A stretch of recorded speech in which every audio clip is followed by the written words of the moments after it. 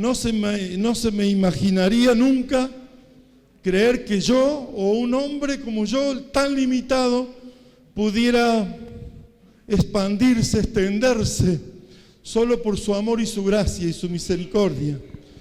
Quiero, antes de la palabra del Señor, que uno de mis hijos va a predicar, quisiera que se dieran un momento cada uno de mis hijos, algunos, otros mañana en la mañana, otros mañana en la tarde, para decir en breve su testimonio o presentarse. Mis hijos apóstoles, el apóstol Villegas de Salta, que me acompañaron en los viajes apostólicos que hicimos en este último año por 3 continentes, en Asia, en África y también en Europa.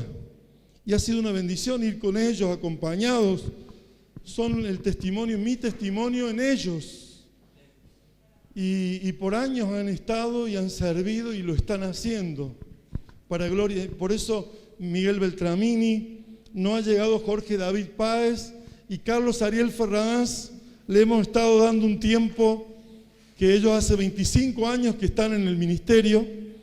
Le hemos estado dando un tiempo porque ha comenzado una obra en Río Cuarto, una ciudad muy pujante del sur de la provincia de Córdoba, en donde es necesario poner a un apóstol de esa talla, donde por 25 años ha venido batallando en el ministerio, que también ha acompañado a Walter Villegas en algunos viajes que se hicieron a Centroamérica, a México.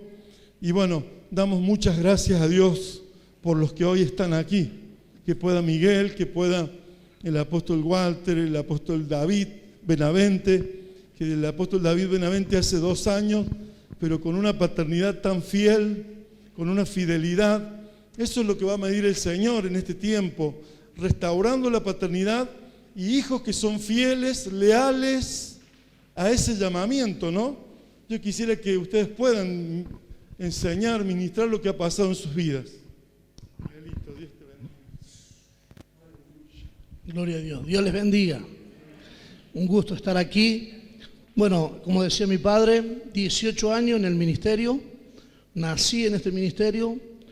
Estamos pastoreando con mi esposa y mis 3 hijos la ciudad de San Rafael Mendoza, al límite con Neuquén. Ya hace 9 años que estamos en esa ciudad. Dios nos ha regalado una linda congregación en pleno centro de la ciudad.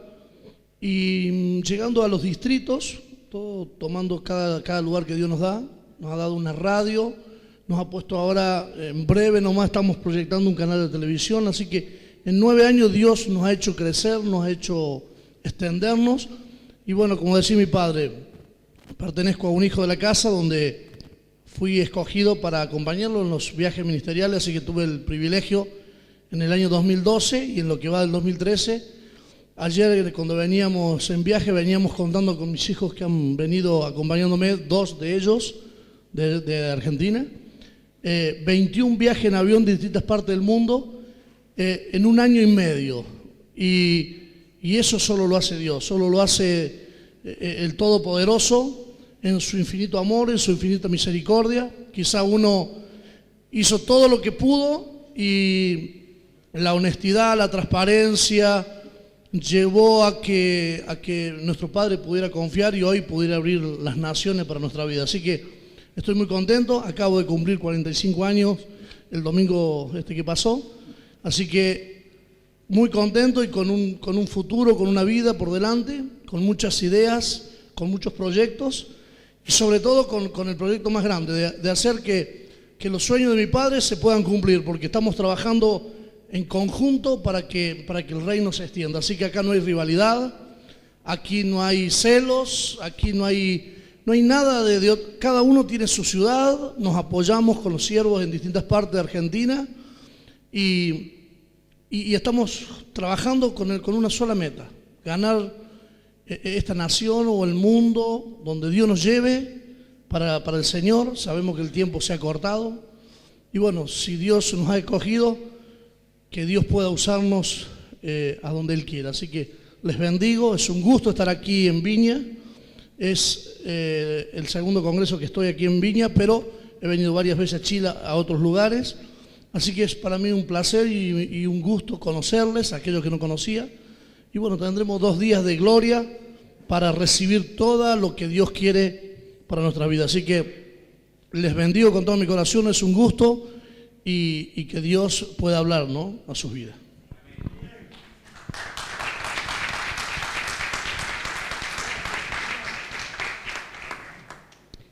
Que Dios les bendiga en esta noche. Mi nombre es David Benavente, soy natural de esta ciudad. Hace casi 27 años atrás, me acuerdo un día como este, le entregué mi corazón a Jesucristo y caminé mis primeros años en el movimiento teocrático con el obispo Cristian Casanova.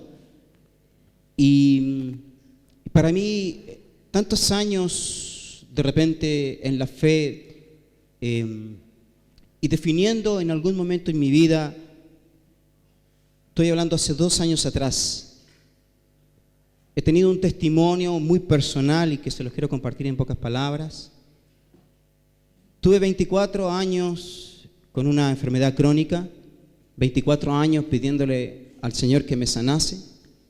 Cuando conocí paternidad y cuando conocí a mi padre espiritual, que es Juan Andrés Buzo, recuerdo que en un momento en un congreso que se hizo en esta ciudad hace 2 años atrás, en forma puntual me preguntó si quería que me entregase una profecía o un abrazo. La necesidad está de tener padres espirituales. El propósito lo vemos en las Escrituras. Y para mí fue una realidad. Hoy cuento con un padre espiritual que nos alinea, que nos corrige, que nos anima, que nos fortalece, que en los momentos de debilidad te fortalece. Y yo recuerdo que entro en paternidad todavía estando enfermo. Y busqué la sanidad por muchos años, con mucha oración, con muchos ayunos. Y el apóstol Juan Andrés Buzo me dijo que en paternidad todo lo que falta por restaurarse se termina por restaurar. Yo sé que cada uno tiene un respaldo, un apoyo, una razón de ser porque estamos en paternidad. Estoy contando una de las razones, pero en mi caso puntual, me tomé de esa palabra y al cabo de estar 1 año y medio en paternidad, después de casi 24 años, he sido sano por la misericordia y por el propósito de Dios. Estoy a tiempo completo en la obra de Dios, que era otro salto que me faltaba, y estoy agradecido de estar con ustedes, de recibir esta invitación. Corrimos con mi esposa hace mucho tiempo cuando supimos que ya venía al congreso acá en Viña del Mar, pero para nosotros es una familia, para nosotros es un gusto, para nosotros es una respuesta de Dios, para nosotros es cubrir una necesidad, estar en paternidad. Hemos conocido a este varón como nos ha corregido, nos ha apoyado, nos ha alineado, nos ha impartido la vida de Jesucristo en nuestro ministerio. Pertenecemos hoy con mi esposa, estamos viviendo en la ciudad de Rancagua, estamos trabajando hace 8 años atrás y nos acompaña una hija ministerial, María José, y agradecido porque estamos compartiendo con ustedes. Ese es un pequeño testimonio, pero para que lo consideren. Yo me vine corriendo a paternidad porque para mí esto me transformó, me dio una esperanza de salud, me dio una esperanza de vida. Hay otras razones, pero quiero contarles por hoy este testimonio. Que Dios les bendiga. Gracias. Gloria a Dios. Está de más decir que Dios es bueno, pero Dios es bueno. Amén. Él es fiel, Él es santo, Él es poderoso, todo lo sabe, todo lo entiende, todo lo conoce. No hay nada que se escape de Él. El Salmo 139 dice: en tu libro estaban escritas todas aquellas cosas que luego fueron formadas sin faltar una de ellas. Así que no hay órgano y no hay vida que no esté de más, sino hay una vida y un órgano que esté en función a un cuerpo que se nutre bajo una cabeza. Y esa cabeza es Cristo, lo dice el apóstol Pablo en Efesios. Pero sobre esas cabezas que es Cristo, Dios formó hombres y mujeres para alinearnos o estipular el concepto para que esa familia pueda alcanzar el nivel de Dios. Así que para mí estar una vez más en Chile es una bendición. Ya he estado 3 veces. Conozco al pastor David, al apóstol Samuel, bueno, al apóstol Samuel y David también. Algunos amigos más que espero verlos mañana. Ha sido una honra estar con ustedes y creo que Dios tiene cosas preciosas, amén. Cosas que ojo no ha visto. De repente, como decía David, Dios en la paternidad restaura el diseño, porque el diseño está sentado en el libro del Génesis. Dice 3:15, la simiente de la mujer le va a poner a Satanás su pie en la cabeza, y Satanás simplemente iba a morder el pie de la iglesia. Entonces, cuando Cristo nace, coloca a la iglesia en el lugar correcto, a la manera correcta, del sueño correcto. Entonces, cuando usted ve Ezequiel 14 y luego Isaías 14, Ezequiel 28, ve a un Satanás despojado del lugar donde en un momento estuvo. Y la iglesia tiene el grado o el alto honor de tomar mayor autoridad que él. Por eso, de alguna manera, somos más que vencedores, pero sin Cristo no somos nada. Pero con Cristo somos más que vencedores por medio de Él que nos ha amado. Amén. Así que creo que todos llegamos a paternidad, no porque Dios no nos haya usado, no porque Dios no nos haya bendecido, no porque Dios no nos haya respaldado. En mi caso, llegamos a paternidad por el vacío de no tener un padre de confianza. Yo nazco en una organización muy conocida en Argentina, también acá en Chile conocida. Hago seminarios, estudios. Dios nos había usado desde muy pequeño. Yo nazco casi en la iglesia cristiana a los 3 años. Pero corren los años y bueno, mi pastor que me llevó a Cristo partió a la presencia de Dios y ahí hemos estado casi 10 años prácticamente casi solo. Ese trabajar solo a uno lo desgasta, por ahí lo pone hasta un poco histérico o un poco indeciso en ciertas cosas. Cuando yo conozco al apóstol Andrés, lo conozco de una manera sencilla, me lo presenta el apóstol Jorge, me habla muchas cosas lindas de él. Y cuando yo lo conozco, lo que me gustó del apóstol Andrés es que dijo, yo quiero que seamos amigos y que oremos juntos. Y si Dios te pone en tu corazón que estés o entiendas lo que es paternidad, seremos juntos, un equipo. No puso carga, no puso interés, no puso nada. Y eso abrió confianza en mi corazón. Yo dije una frase el otro día y la digo hoy: los padres tipo Absalón alquilan los hijos para que corran tras ellos o delante de ellos. Pero los padres tipo David atraen los hijos por amor, por pasión o por determinación. Entonces esa es paternidad, y en pocas palabras, de alguna manera, lo he dicho, paternidad no es idolatría. No tendría por qué idolatrar al apóstol Andrés porque es un hombre común y corriente, como cualquiera de nosotros. Pero Dios pone en algunos cierta confianza que no pone en otros. Entonces paternidad o el ministerio paternal no es una visión dada a un hombre, más gloria a Dios por las visiones que dan los hombres. Pero paternidad no es una visión dada a un hombre, sino está escrita, es una visión o es una alineación escrita, escritural, es doctrinal. No se puede ir al norte, al sur, al este, al oeste, no puede salir de una visión doctrinal. Por lo tanto, cuando Dios le da a un hombre una mayor aceptación en estos campos, la iglesia puede alcanzar mayores logros en menos tiempo. Y esa es la gran bendición. Bueno, Dios nos ha honrado, nos ha bendecido. Gracias a Él las puertas de otras naciones se han abierto. Hemos crecido en el norte, en varias provincias del norte argentino. Tenemos sobre en Bolivia. Hemos cruzado también a parte de otras provincias del norte, noroeste. Bueno, con radio, ahora también con televisión dentro de poco. Con hogares para chicos de la calle, hogares de comedores. Bueno, trabajamos en muchas áreas sociales. Tener un padre es tan importante como orar delante de Dios. Si usted ora a Dios, al Padre eterno que está en los cielos, y no mantiene un respeto o una dignidad o una honra a un Padre visible, déjeme decirle que su oración ha llegado, pero no volverá. Pero cuando hay honra al Padre eterno y honra al Padre terrenal, entonces se conjuga obediencia, servicio, y Dios del cielo te abre los cielos y te bendice. Amén. Entonces no hay nada que Dios no pueda hacer, porque todo está planeado para que tú lo disfrutes. Los milagros, la sanidad, la liberación, la restauración, es un completo. Como dicen ustedes, ese sándwich tan rico, ese completo. Bueno, paternidad es un completo, ¿me entiende? Con una cierta característica de servicio, de honra y de obediencia. Amén. Así que les bendigo mucho. Es un honor estar con mi padre, el apóstol Andrés. Para mí es una honra. Mi esposa cada vez que lo ve, lo abraza y se pone a llorar. Nosotros lo amamos mucho, lo queremos. Y lo dije en Villa María y se lo digo a ustedes. Si algún día alguno de ustedes va a hablar mal de él, hable, que yo no lo escuche o que yo no lo vea. Amén. Amén. Les amamos, les queremos y que Dios les bendiga mucho. Qué lindo, qué lindo esto.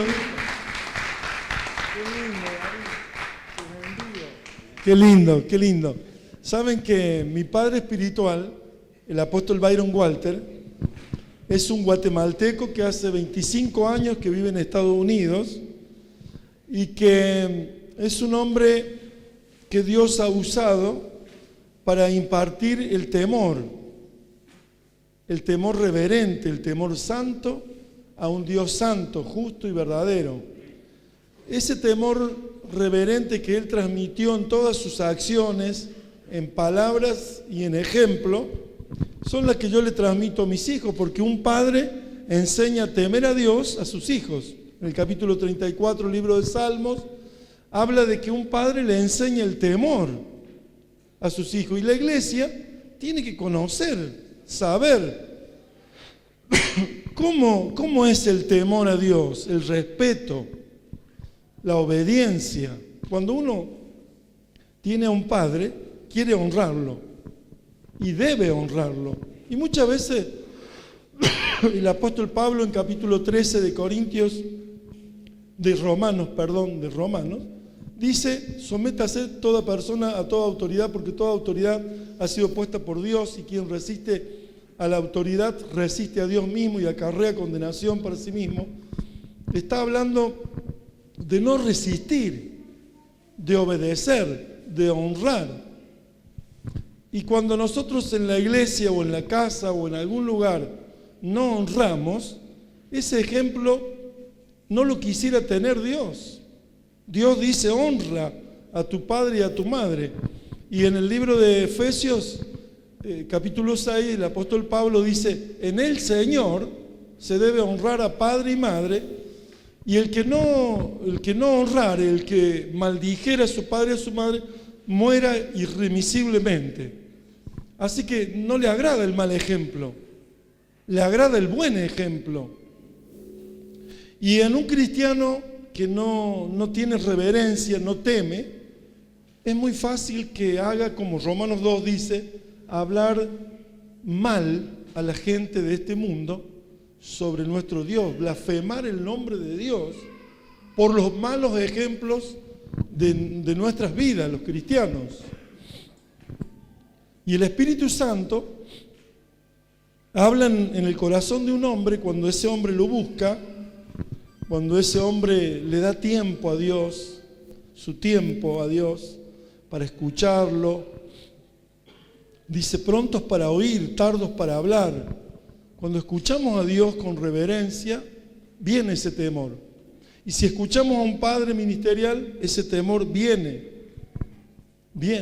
Y vamos a saber cómo salirnos de las garras de Satanás.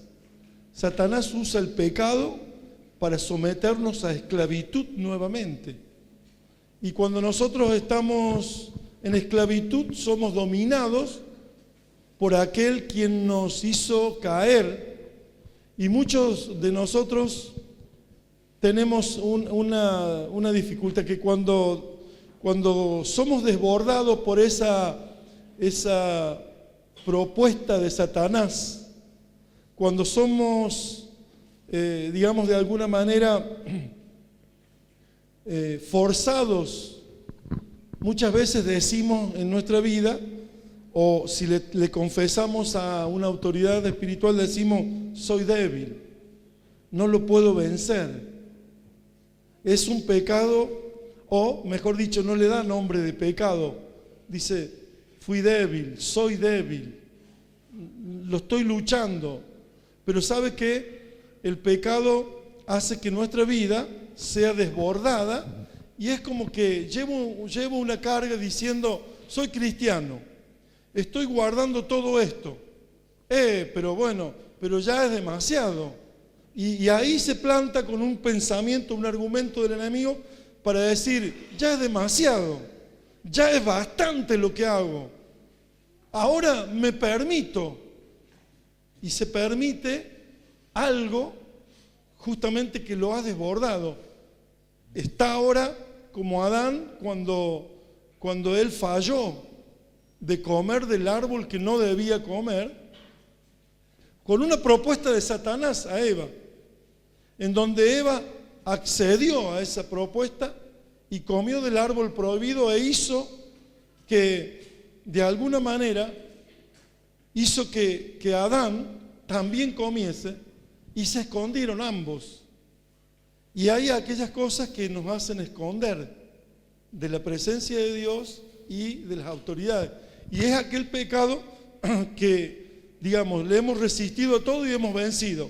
Pero si yo no hago una determinación de no cometer aquello que me propone el enemigo, voy a seguir aceptando ese desborde en la cual me va a llevar a ser sometido nuevamente como esclavo. El pecado es tremendo. Satanás es tremendo. Si usted lo escucha un momentito y no corta con ese argumento, con esa altivez que va contra el conocimiento de Dios, si usted no somete a la obediencia de Cristo a toda palabra, usted va a ser vulnerado y va a ser vencido en su resistencia. Usted dice, por ejemplo, bueno, me permito comer porque no hago nada malo y voy a comer. Y resulta que eso sería gula. Y si usted se dice, bueno, me voy a permitir fumar un cigarrillo porque todo lo hago bien, solo que no me va a condenar por un cigarrillo. Pero resulta que el pecado es un dominio, ¿no es cierto? Es una esclavitud que vuelve a tomar control, aunque sea pequeño, vuelve a tomar control de usted y muchas cosas vienen a tomar dominio y control sobre su vida. Otro dice, bueno, me permito ver algunas pornografías, pero le va destruyendo, poco a poco. Va destruyendo su sexualidad, es algo fantasioso, lujurioso que comienza a vivir, que luego lo quiere llevar a la práctica con su matrimonio y seguramente le va a traer un descontrol tan grande que lo va a destruir.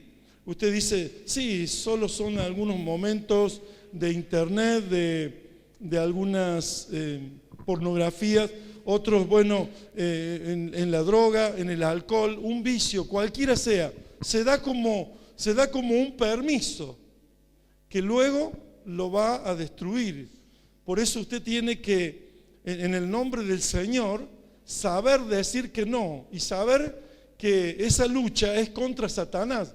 Y que si Satanás toma una partecita pequeña de usted, que usted le accede, que usted le permite, que usted se deja vulnerar, que usted está como diciendo, yo resistí a todo, soy fiel a todo, es como no me voy a permitir este pequeño desahogo o pequeño. Hay gente que se deprime y en su depresión le ofrece un blanco perfecto a Satanás para volver a tomar control de su vida. Eso es el pecado destruye, el pecado hace daño, el pecado le hace daño a usted, lo destruye a usted, lo arruina a usted. Un Padre Santo no quiere que usted sea destruido, no quiere que usted sea vulnerado, no quiere que usted se desborde para dar una ocasión a Satanás que vuelva a tomar control y dominio de su vida.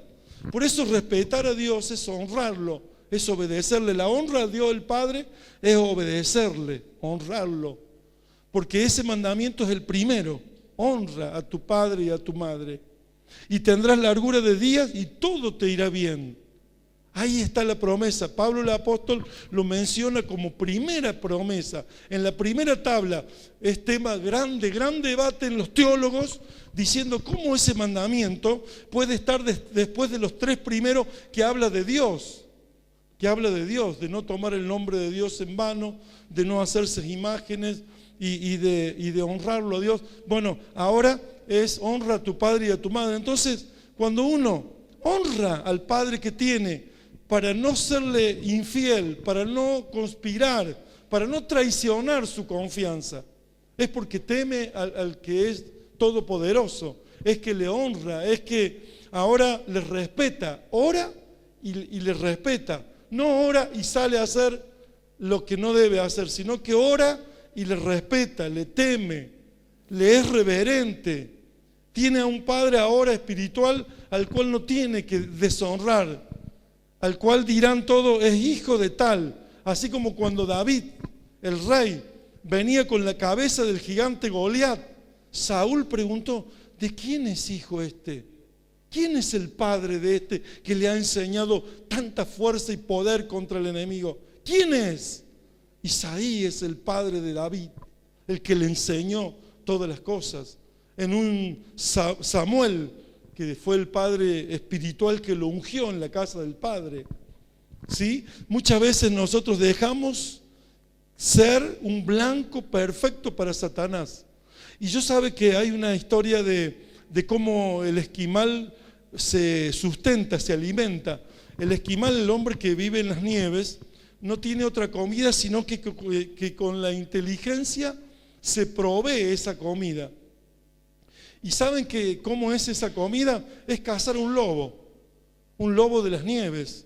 Y para cazar a un lobo de las nieves, el esquimal hace que su cuchillo, un cuchillo corto, chico, muy filoso, sea embebido de sangre y congelado.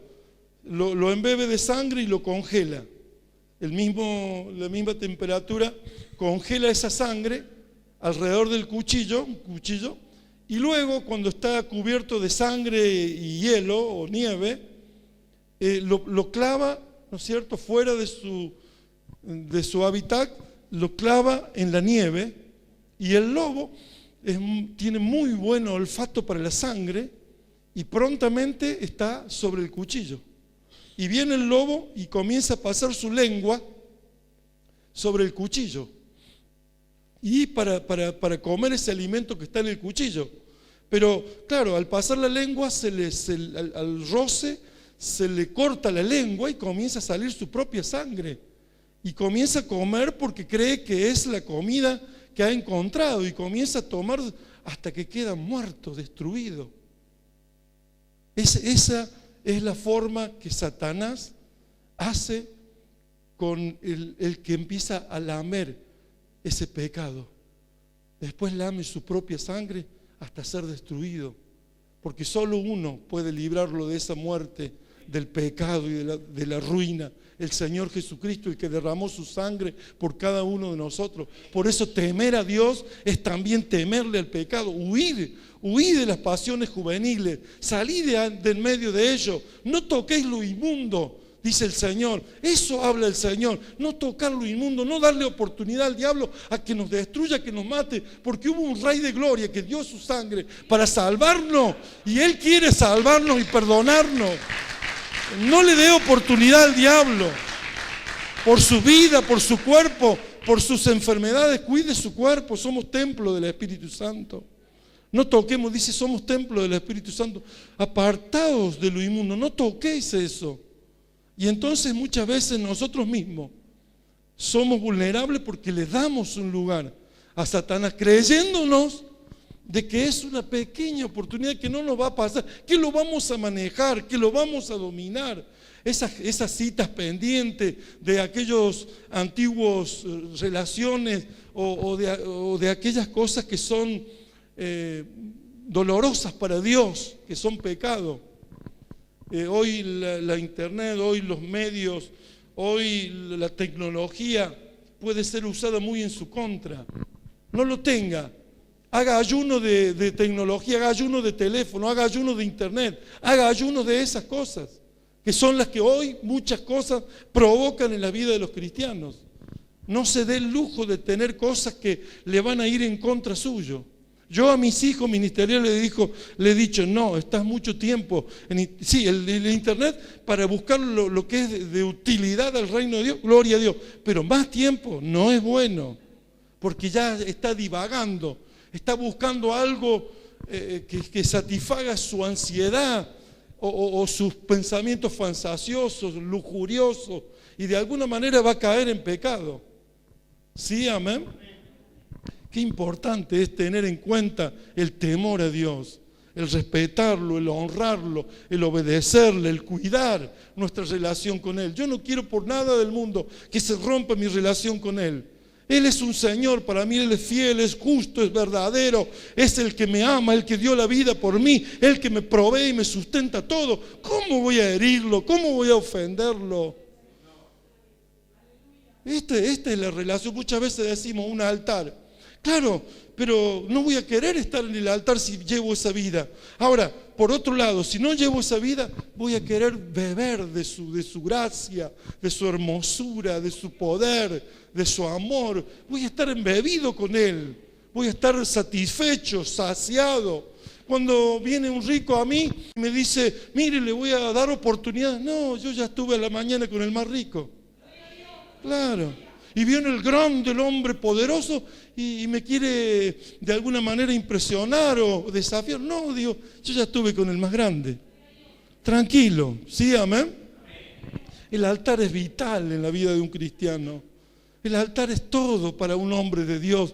Cuando en el capítulo 20, el libro de Éxodo, Dios dio los mandamientos en el monte Horeb.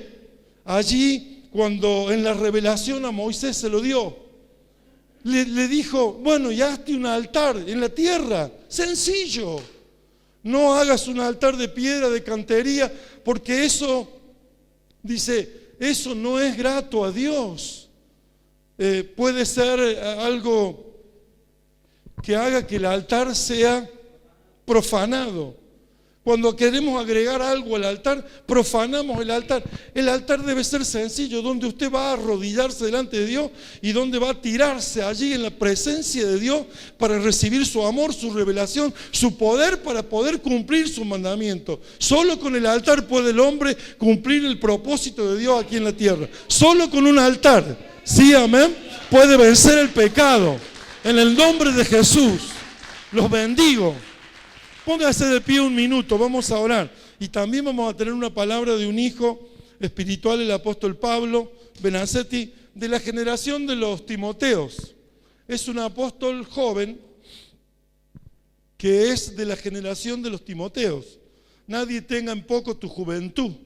Le decía las cartas a las iglesias de que cuando era enviado Timoteo o Tito, nadie tuviera en poco la juventud de estos jóvenes apóstoles, porque él había recibido del Señor ungirlos y enviarlos a esas congregaciones. ¿Sí, amén?